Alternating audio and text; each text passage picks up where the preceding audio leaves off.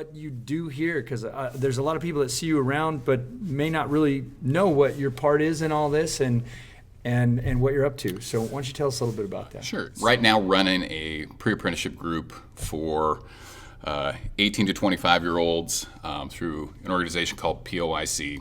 It's a very long name, Portland Opportunities Industrialization Center. And about 2 years ago, I had the opportunity to help start this pre-apprenticeship, which was kind of a new thing for that organization, with the intention of helping to diversify construction, basically get more women and minorities, people of color into construction. We've been up and running for about 2 years now,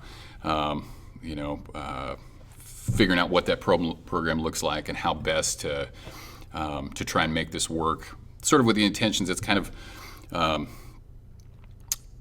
our direction is going more and more for me toward trying to design a program for us that is kind of hits those high points, but being that a lot of my students come from the city, urban areas and stuff like that, my students don't have a lot of experience. Some of them have no experience. Most of them have little to no experience. And so my big design with this is to try and design a program that, somebody that is interested in this trade, is interested in getting into construction, can come through this program, starting day one, pick up all of the fundamental stuff that you need to go into any trade, be that carpentry, doing concrete work, remodeling, whatever. And it's, starting with tape measures and learning how to measure and, some basic construction math and swinging a hammer and hitting nails and cutting stuff in half and, all the fun stuff. Previous to that, I taught laborer's apprenticeship here at the college for 4 years. I'm still teaching a couple of welding classes here at night. Yeah. I've done the heavy equipment operators apprenticeship for a couple of years, and I did a very small window. We had a tile program here that I was running as well. All right, yeah. My history before that, I got into the trades sort of young, never really having like a direct idea. I didn't come out of high school thinking I want to be a carpenter, I want to be a tile installer, I want to lay concrete. It was more, I gravitated toward that stuff because I just like to do it. I have a very short attention span.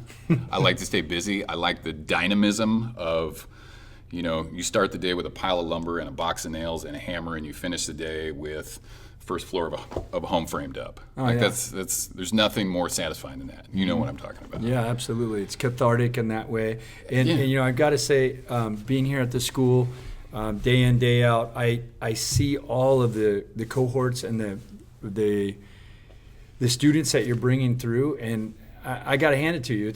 It's really awesome to watch the amount of information you pour into those minds and the hands-on stuff that you're doing with them is it's really cool. It really is. And anyways, hats off to you. Thank you. In that Thank way, you. I appreciate that. It's really fun to see these light bulbs turning on. And like today, they're out there doing stucco and siding and foundations. I see you doing drywall, floor systems. I mean, I don't think there's anything in a conventional kind of construction that I haven't seen you put their hands into. So anyways, hats off to you. And I think it's just an awesome program.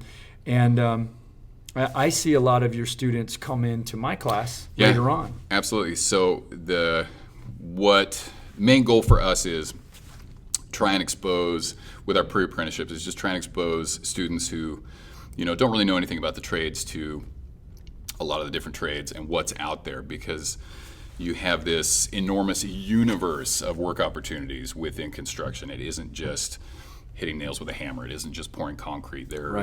Any company has, many positions, that may have nothing to do with, using a shovel or swinging a hammer. Absolutely. But within that, there's a lot of different things. And right now, the economy being what it is, construction industry booming like it is, there's just an enormous amount of opportunity out there for folks to go to work. And one of the things that I really appreciate about construction that I think if I have, for example, young 18, 19-year-old student come in, my father used to tell me this too. If you don't know what you want to do, pick up a hammer, go to work, learn something. You could put yourself through college swinging a hammer, and I did. Got done with college and realized my English degree would qualify me to make lattes at Starbucks, or I could just keep building like I was doing and supporting my family and paying my mortgage and making my car payments, and it was ultimately what I'd love to do. Right. Something that comes to mind while you were just talking about getting yourself through college, and by swinging a hammer.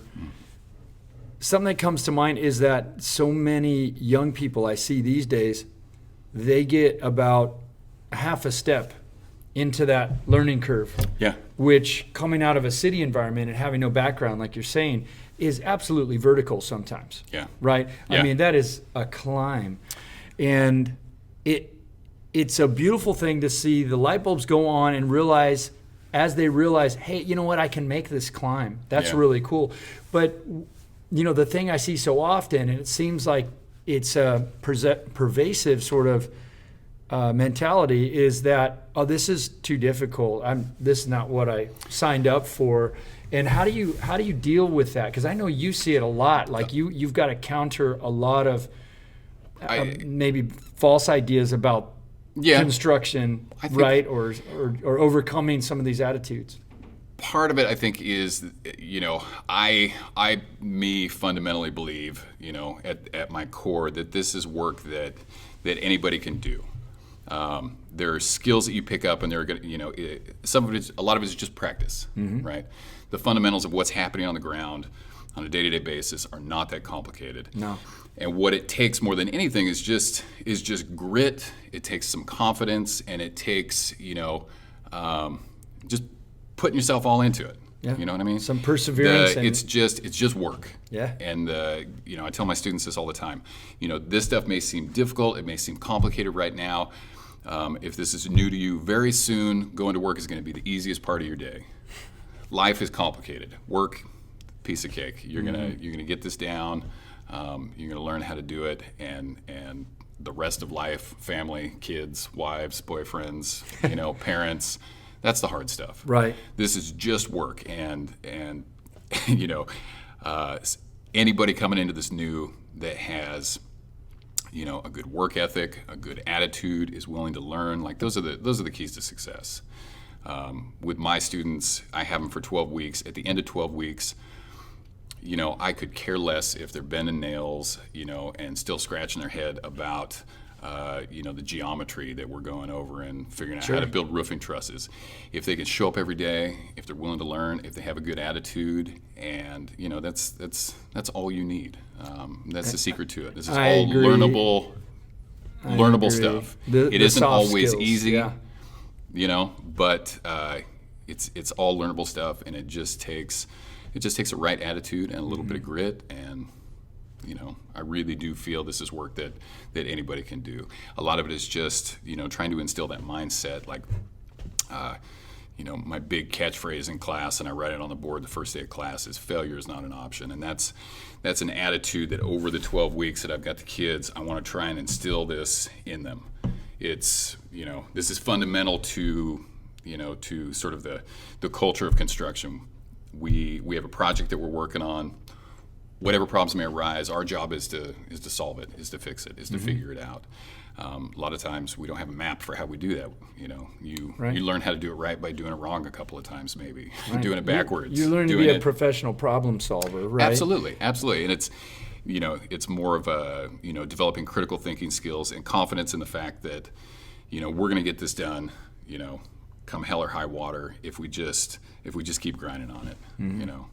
There's nothing we can't solve. And 20 years in construction, I feel, I've done enough of this and I've seen enough of this that I don't think there's anything we couldn't build. Right. I don't think there's, if we had the right plans for a NASA space shuttle, it might take a little while, but 100% confident we could build that. Yeah. It's all variations on a theme. And the theme is, let's knuckle down and get it done and figure out how to do this.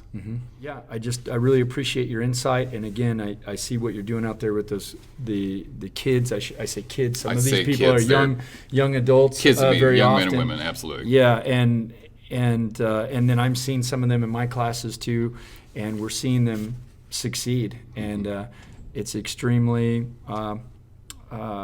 it's gratifying.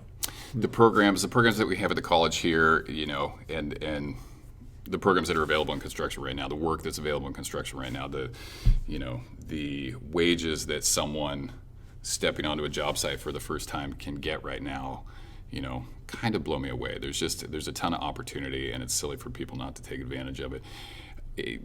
And this may not be a career path that somebody wants to follow for 30 years of their life, but it's a good jump start, right? It's a damn good jump start, and yeah. I truly believe that what you learn in construction, is going to translate to anything that you want to do, because it builds confidence, Absolutely. It builds a lot of grit, and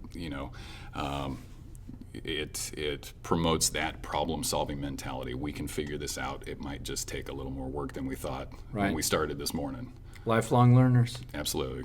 Absolutely. Awesome. Well, thank you, Zane. Let's do it again. Absolutely. And as always,